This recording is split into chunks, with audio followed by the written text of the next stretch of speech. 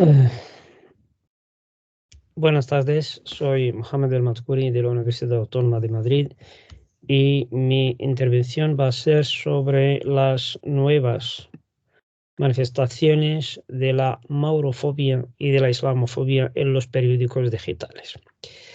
El objetivo de esta investigación es comparar entre la prensa clásica y las famosas cartas al director y las actuales manifestaciones y posibilidades que ofrecen los espacios virtuales y en este caso los periódicos digitales sobre el comentario que los lectores hacen a algunos artículos. Y la metodología aplicada para sacar los resultados de esta investigación es la observación, la descripción y el análisis de los datos, es decir, la explicación de aquellos datos que consideramos relevantes en comparación con los métodos clásicos del comentario. Y desde el punto de vista teórico, la metodología de investigación utilizada es el análisis crítico del discurso. ¿En qué consiste el corpus? El corpus consiste también, además de esto, para llegar a conclusiones fehacientes, relevantes y creíbles, se ha hecho una revisión de los textos clásicos españoles, especialmente Cervantes, Góngora y Lope de Vega, por considerarlos elementos que han construido la identidad nacional desde el punto de vista literario y también han consagrado una imagen del otro. Y todo esto para determinar cómo se representa al otro, para ver si cabe algún determinismo cultural de la situación actual. Es decir, que la imagen del otro, si es una circunstancia actual propia de la situación, de las guerras, colonialismo de mediados y finales del siglo XX, y también del fenómeno de la migración y de la transhumancia humana, o existen, cambio, elementos objetivos en la cultura, en el subconsciente colectivo. Y la recogida de las muestras del análisis de los comentarios a los lectores a algunos artículos sobre temática árabe, musulmana o migratoria por este orden. Debo señalar que muchas veces se confunde lo árabe con lo musulmán, con lo cual todo musulmán es árabe, todo árabe es musulmán. Los resultados, la imagen en la literatura. La imagen del otro en la literatura española del siglo de oro, observamos cierta definición por oposición, es decir, que hay una marcada diferencia entre ellos y nosotros. Y de hecho, esto lo simboliza, por ejemplo, el dicho que se dice cuando en el acto del bautismo, y se sigue diciendo, incluso me han comentado en algunos pueblos del sur de España, entregar a alguien moro para que se devuelva cristiano. Además, existen algunas canciones en ese sentido. Es decir, que había un ambiente bélico, no solo desde el punto de vista real, sino también desde el punto de vista discursivo. Es decir, que el otro es invasor, indiciado en todos sus aspectos, menos el oro, que a diferencia de la imagen del otro en el siglo de oro y en la actualidad, es que el otro, en este caso moro, aparece por lo general siempre rico y con mucho oro. Y esta riqueza material es muy reiterada en este tipo en esta literatura. Y luego también asistimos a cierta oposición de los sistemas de valores.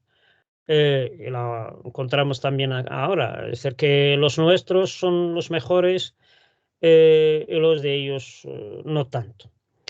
De hecho, por ejemplo, en Lope de Vega, la morisca es que se enamora de su cautivador, es decir, de su raptor. También observamos la dama, que es una categoría social de la época morisca, que se enamora de su esclavo cristiano, e incluso independientemente de que estuviera casada o no. Ahora, en cambio, la dama cristiana nunca se enamora del moro. Y aquí siguiendo los parámetros de la época, se nota cierta discrepancia en el sistema de valores. Y luego también la reiteración del campo léxico-semántico del el otro, violencia, crueldad, la encontramos también en la actualidad, poca fiabilidad, es decir, que no se debe fiarse de él, y moralmente inferior. Mientras que el yo, paradójicamente, es sensible, fiable, de palabra y muy valiente. Un ejemplo de lo que digo en Lope de Vega. La relación del Mora con el cristiano. Además, la Mora aparece anónima, sin nombre. Es decir, se trata de una mora, esto está en la obra El español de Orán, que se enamora paradójicamente de un soldado destacado, diríamos, en lenguaje de esta época, bueno, de la actualidad, en Orán. Entonces, ella, dice el poema, del cuello pendiente ella, viéndole tomar la espada, con lágrimas y suspiros, le dice aquestas palabras: salid al campo, señor, bañe en mis ojos la cama, que ella me será también, sin vos, campo de batalla. Es decir, que la amada está con su amado en el lecho, en la cama, y él decide ir a la batalla en ese momento concreto, dejándola a ella en la cama, y a dónde va a ir a luchar contra los correligionarios del amor. Mientras que en el caso inverso, la cristiana con el moro, aquí sí que aparece el nombre de la cristiana, no es anónima, es Lucinda, también está en la obra de Lope de Vega, Los esclavos libres. Versos 328-402, dice: ponme vestidos serviles, es decir, que ella se resiste a su amo, entre comillas, que no es quiera estar con ella, sino casarse con ella. Y le promete el oro, porque el otro ya lo es. Dice ella: ponme vestidos serviles, ponme los oficios bajos de tu casa más viles, porque con estos trabajos me deshagas y aniquiles. Parezca yo tu cautiva, ¿qué es lo que vengo? Perdón. ¿Qué es lo que vengo aquí? Antes, si te doy contento y deseas procurarme algún bien, es bien en tanto darme trabajos y darme eterna pena y tormento. En vez de aceptar esta situación, en vez de todo lo que le promete que le va a hacer, en este caso, entre comillas, reina. Imagen por eso observamos incluso en la literatura, a lo largo de la literatura, cierta imagen, digamos, sensual, incluso positiva, del otro mujer en comparación con el otro varón. También es una cita de Fernández Rodríguez, de su obra, de su tesis doctoral inédita de 2016, página 151, dice: se da el caso de la dama mora enamorada de un cristiano, como Celima, princesa de Toledo, por don Fernando de Luján, su cautivo, en el alcalde de Madrid. Comparen, por ejemplo, con el caso anterior de Lucinda, que no se enamora ni acepta el matrimonio, ni el oro, ni las comodidades del sultán. También observamos también en Lope de Vega, Galiana, que es una morisca enamorada de Carlos en los palacios. Guadalara, de Meledón, Gallinata, también en la divina vencedora, enamorada de su esclavo. Fátima de Fajardo, en el primer Fajardo. Marbella, la esposa del sultán Selim de Liandro. Aquí observamos que la esposa del sultán es la que se enamora de su esclavo. Esto está en el poema de Lope de Vega, Lo que hay que fiar. Resultados en cuanto a imagen de la mujer en la literatura. La mujer en la literatura del siglo de oro es sensual, guapa, muy entregada a su amante cristiano, infiel, enamorada de su sirviente cristiano, relación no censurada, mientras que lo contrario sí que estamos en un sistema de valores prácticamente de la Edad Media, y muy distinta su imagen del otro varón, como acabo de decir. La cristiana en la literatura del siglo de oro, en comparación, se recalcan más sus valores morales que los sensuales o corporales, es decir, que es símbolo del sistema de valores. Por lo tanto, no aparece por lo general descripción corporal. Fiel es fiel en comparación con la mora, la cristiana es fiel tanto como prometida como esposa, mientras que la mujer del sultán, la mora morisca mujer del sultán, se enamora de su esclavo. No se entrega al moro por voluntad propia, por todo lo que le pueda prometer, el hecho le ha prometido en alguna de las obras de Lope de Vega. Resultados, imagen del discurso de los lectores. También observamos cierto, en este caso sí que hay cierto determinismo. ¿En qué? Por ejemplo, la imagen de la mujer en los comentarios a las noticias, incluso los artículos, la mujer árabe, el otro mujer, su imagen no es tan negativa como la del otro varón. Ahora, también observamos algo que no observamos en la literatura del siglo de oro, el otro, en la actualidad, es asociado intrínsecamente con la emigración, es decir, que no hay otro que no sea inmigrante. Algo parecido a esto en la literatura del siglo de oro sería el otro como invasor, a propósito no existía la conquista, reconquistas, invasor, etc., o llegada o cosas por el estilo, percibida siempre como negativa. No existían comentarios favorables a la imagen del otro, por ejemplo, en los lectores. Imposible encontrar, por lo menos en los 3.000 casos que he visto, no existe ningún dato que hable positivamente del otro, del moro, o todo lo que sea asociado con Islam y mundo árabe. Solo algunas excepciones en cuanto a lo que he llamado en algún artículo la teoría de la excepcionalidad, es decir, alguna personalidad, o sobre todo mujer, que se presenta como positiva para criticar su cultura de referencia.